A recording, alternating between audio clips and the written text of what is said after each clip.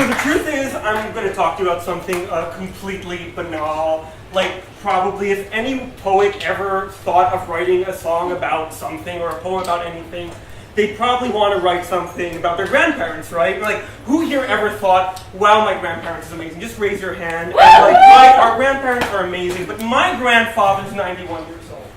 My grandfather's 91 years old, and every morning, 6:30 a.m., he's doing laps in his New York City pool, surrounded by old people in his old age home who are doing hydrotherapy. My stubborn-ass grandpa is doing lap after lap after lap, 13 laps. One for my grandmother, one for each child, one for each grandchild. And as he does his laps, he recites this blessing that he came up with himself. He says, Elohim, תן לספינה שלנו לשוט בשקט, כפי שהשעת עד היום, תודה, תודה, תודה. He says, God, let our ship sail safely the same way it sailed till this day. Thank you, thank you, thank you. And when he says ship, he means the Jewish people. And when he says safely, I don't really know what it is. Because his ship has been rocked so many times. My grandfather was born in Stuttgart in 1926 to a rich family who in 1932 abandoned a private home and a maid to go live in the land of Israel. You see, back then there was no state of Israel, there was only a land. Before my grandfather knew how to read, a sailor took him, a 6-year-old, and threw him to my great-grandmother's arms. To the end of 2,000 years of Jewish exile that he had no clue existed, into penniless immigrant poverty in the town of Minerva. And since then, my grandfather's hungry. My grandfather would eat oranges that fell down the trees in the orchards. My great-grandmother would pick them up because in 1933 Palestine, there's no job for a housewife who can only speak Yiddish. Kinder nicht Fleisch am Shabbos, she would say to them, children, there's no meat for Shabbat, for Saturday. And before my grandfather learned how to bother his teachers, he learned how to go to sleep hungry. When my grandfather goes to his hotel breakfast buffets, he makes cheese sandwiches, wraps them in napkins, and puts them in his pockets. He takes plastic containers of chocolate pudding, hides them in the inner pockets of his coats, and when I come to visit, he gives them to me, spoiled and watery, and watches me eat. And while I try to hold the disgust in my belly, he gleams from pride because his grandson will not go home hungry. When I was in 4th grade, I would rip the crust off my sandwiches and throw them in the garbage because I didn't like the way they felt in my mouth.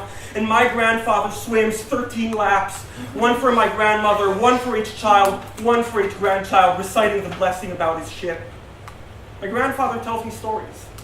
He tells me of the Korean grocer and about the argument he had when he waltzed into his shop and demanded out of all of the products in the store, green bananas. You see, this Korean grocer got off the same ship at the same harbor with the same exact hopes, but he couldn't speak English. And my grandfather makes fun of him and bursts out laughing. But when my grandfather moved to the United States, he would go every day to his locker in the New York City telephone company and find a swastika on it. He would walk home from work 2 hours from Manhattan to Queens because they wouldn't let him go home on Friday night, and Jews do not drive on a Friday night. My grandfather's a millionaire. My grandfather's a millionaire because every cent that he got, he invested in the stock market. Do you understand this? This Jewish immigrant who dropped out of school at the age of 14 so he could go to work and help feed his family is a millionaire. He's been living in New York for 50 years and he saw one Broadway show. It was last year. He took me because he wanted his grandson to see a Broadway show, and my grandfather every morning, 6:30 a.m., swims 13 laps, one for my grandmother, one for each child, one for each grandchild, reciting his ship blessing, and I don't know how the fuck he believes himself, because I can still feel that ship jerking when my mom works on Friday night, 2 a.m., while I'm on the roof getting high. My grandfather loves me more than his granddaughters because I'm a male. My grandfather asked me with terror if I was gay when I showed him my earring, and I told him I wasn't, but I wanted to say it didn't matter.